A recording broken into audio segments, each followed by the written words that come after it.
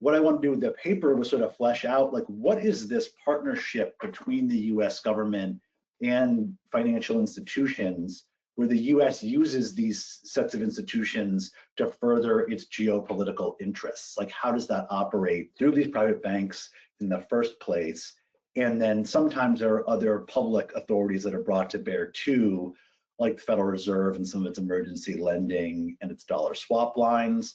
Treasury Department has some funding mechanisms like its Exchange Stabilization Fund. I just wanted to set up a framework to try to fully capture how the government uses money, credit, and financial institutions to project its geopolitical prerogatives, in particular in the global dollar-based system where the US has what's called the exorbitant privilege, where the fact that the US dollar is a reserve currency sort of puts it at the center of the economy and geopolitics.